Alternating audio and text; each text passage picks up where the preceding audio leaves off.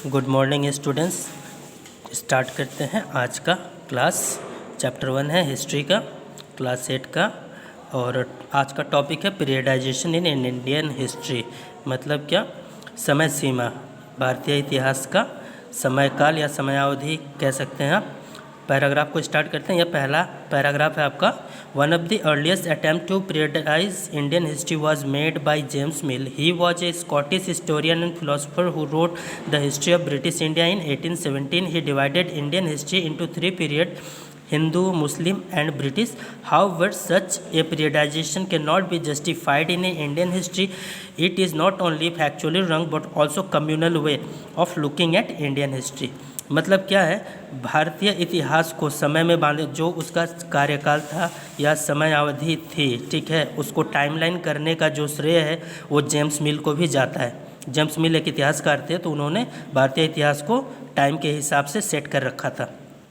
तो स्कॉटलैंड के रहने वाले वो इतिहासकार थे, साथ ही एक फिलोसफर भी थे और एक राइटर भी थे। उन्होंने एक किताब लिखी थी जिसका नाम था the history of British India. लिखा गया था 1817 में, ठीक है। तो उन्होंने भारतीय इतिहास को 3 हिस्सों में बांटा था, 3 टाइम पीरियड में बांटा था। एक हिंदुओं का टाइम पीरियड, दूसरा मुसलमानों का, और तीसरा ब्रिटिश का टाइम पीरियड बांटा गया था, ठीक है। लेकिन उनके द्वारा बांटा गया ये जो टाइम पीरियड था वो भारतीय इतिहास के साथ बिल्कुल सटीक नहीं बैठता था। बिल्कुल भी लोग इसे स्वीकार नहीं कर पाते थे, इसे बिल्कुल गलत मानते थे, क्योंकि लोगों का मानना था कि यह जो इनका टाइम पीरियड सेटिंग है वो कम्युनल तरीका, कम्युनल का मतलब होता है सांप्रदायिक या धार्मिक तरीका है, तो ऐसा नहीं होना चाहिए था, लोगों का मानना था, ठीक है।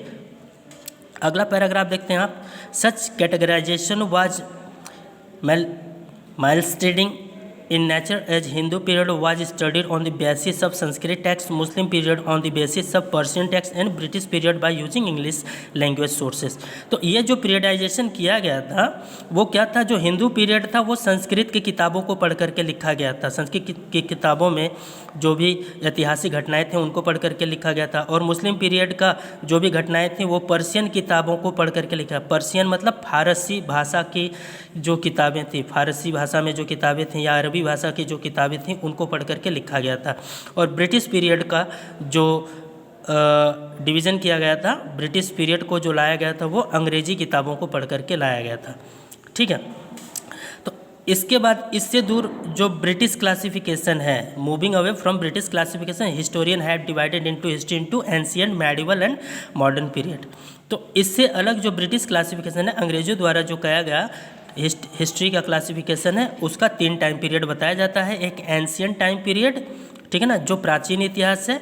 उसके बाद medieval time period, medieval period ये मध्य इतिहास है। और मॉडर्न पीरियड, ठीक है, ये आधुनिक इतिहास है। मतलब सबसे प्राचीन इतिहास, बीच का इतिहास और आधुनिक इतिहास, ठीक है। अगला पैराग्राफ आप देख लीजिए, ये आपका तीसरा पैराग्राफ है। However, this is also criticized by some scholars on the basis of the idea of such periodization has been borrowed from the West and that the features of such periodization do not conform to Indian history. Nevertheless, it is most accepted periodization of Indian history. इन सब के बावजूद जो है ना, बहुत से भारतीय विद्वान जो थे और भी बहुत से विद्वान थे वो इसे स्वीकार नहीं करते थे। ये जो पीरियडाइजेशन था इनका, ये उसको स्वीकार नहीं करते थे, क्योंकि वो मानते थे कि ये जो पीरियडाइजेशन का तरीका है ये पश्चिमी देशों से चुराया गया तरीका है, उनकी कॉपी की गई तरीका है, किया गया तरीका है। और भारतीय इतिहास जो है, भारत का इतिहास जो है इस टाइम पीरियड से बिल्कुल भी मेल नहीं खाता। इन सब के बावजूद भी क्या है, देखिए आज के क्लास में, आज की दुनिया में भी इसी पीरियडाइजेशन को हम लोग पढ़ते हैं और पढ़ाते हैं और स्वीकार करते हैं। इसको सबसे ज़्यादा मान्यता मिली हुई है, ठीक है।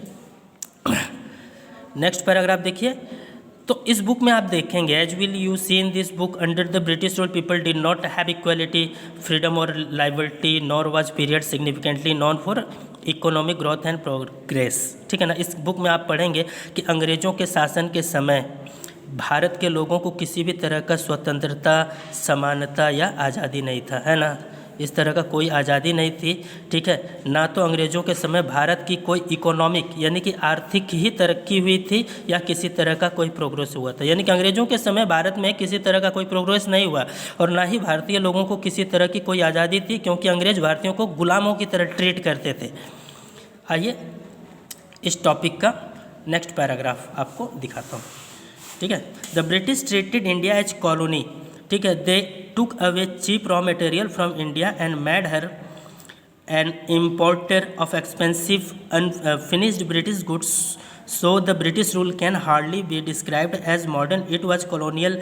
Indian historians call the colonial period. तो भारत जो है, ब्रिटिश जो है भारत को एक कॉलोनी की तरह ट्रीट करते थे। कॉलोनी का मतलब होता है एक ऐसा एरिया जिस पर आप कब्जा बना करके रखे हो, और जानते हैं जहाँ पर कब्जा होता है, मालिकों का कब्जा होता है, तो उस कब्जे में उस इलाके में रहने वाले सभी लोग उनके गुलामों की तरह ज़िंदगी जीते हैं। ठीक है, तो अंग्रेज़ भी भारतीयों के साथ इसी तरह का व्यवहार करते थे। भारत को एक कॉलोनी बनाकर रखा था।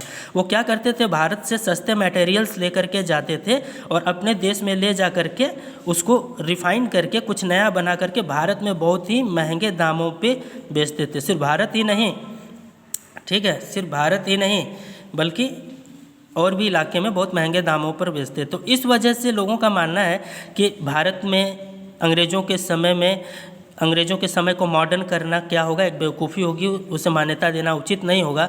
It was colonial India, historian call the colonial period. ठीक है, तो भारत के समय का, जो अंग्रेज़ों के समय का भारत है, उसको कॉलोनियल पीरियड कहना ही उचित समझा लोगों ने, और उसको आज भी भारतीय इतिहास में कॉलोनियल पीरियड के नाम से ही जाना जाता है।